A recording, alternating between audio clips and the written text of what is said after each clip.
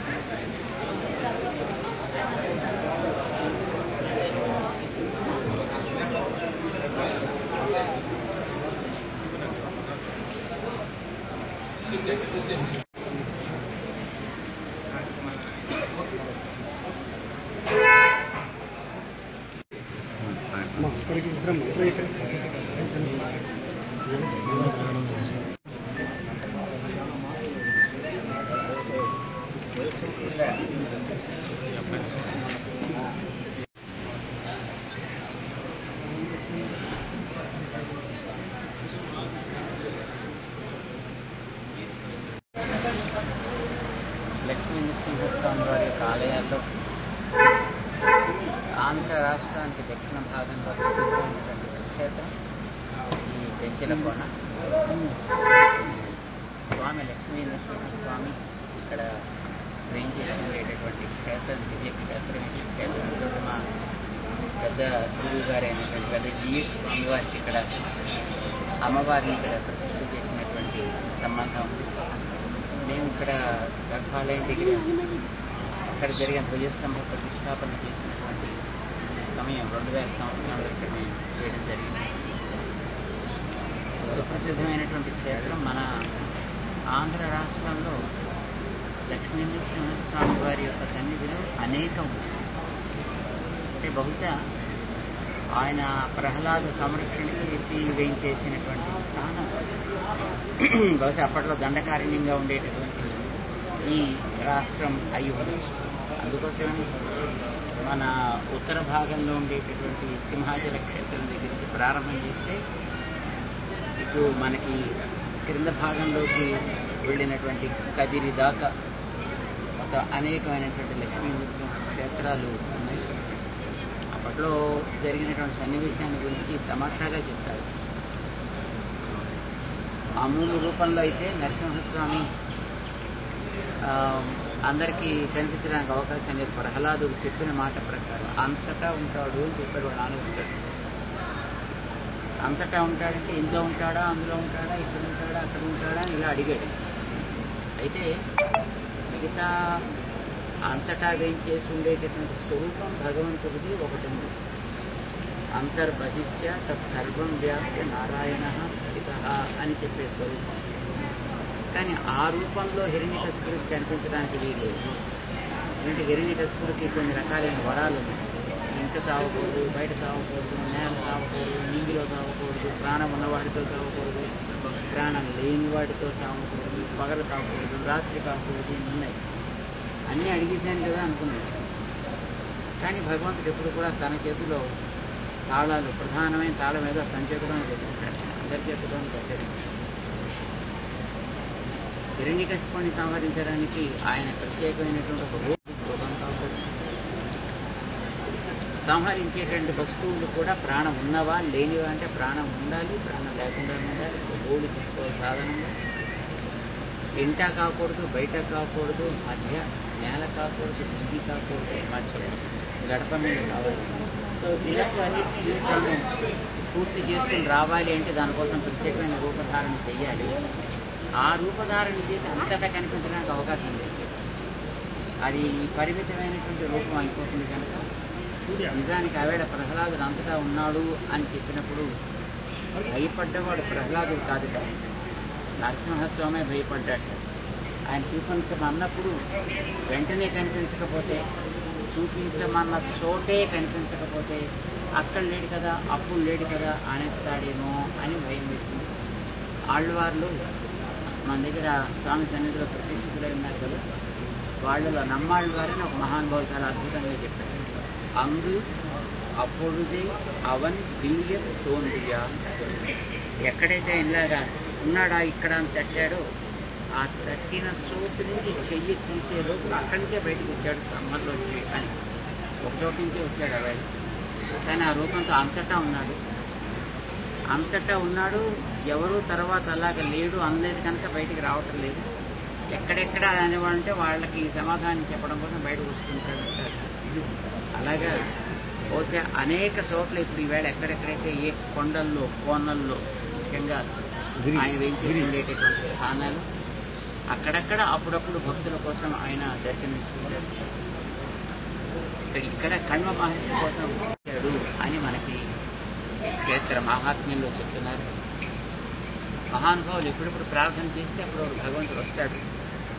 వాళ్ళు ఏ రూపంలో దర్శనం చేసుకున్నారో ఆ రూపంలోనే తమ తర్వాత వచ్చే వాళ్ళందరికీ కనిపించాలి, అలా వాళ్ళని అనుగ్రహించాలి అని వాళ్ళు ప్రార్థన చేస్తారు. వాళ్ళ ప్రార్థన కోసం ఆ రూపంలో అలా భగవంతుడు అక్కడ ఉంటాడు. ఇక్కడికి వచ్చి ఉన్నాడు ఇక్కడ స్వామి. స్వామి యొక్క వైభవాన్ని అనుభవించేటువంటి భక్తులు దీన్ని చాలా అందంగా, చాలా చక్కగా తయారయ్యేటట్టుగా ఈ క్షేత్రాన్ని విస్తరించి, ఈ క్షేత్రంలో వసతులు కల్పించి వచ్చే భక్తులకి తగినటువంటి సౌకర్యాలు కల్పించి చాలా చక్కగా చేస్తున్నారు. ఇది మరింత బాగా విస్తరించాలి, మరింత బాగా వర్షిల్లాలి, మరింత మందికి భక్తి కలిగి మంచి మార్గంలో నడవగలిగేటువంటి వాళ్ళు నడిపించే అనుగ్రహాన్ని భగవంతుడు చూపించాలని నేను ప్రార్థన చేస్తున్నాను.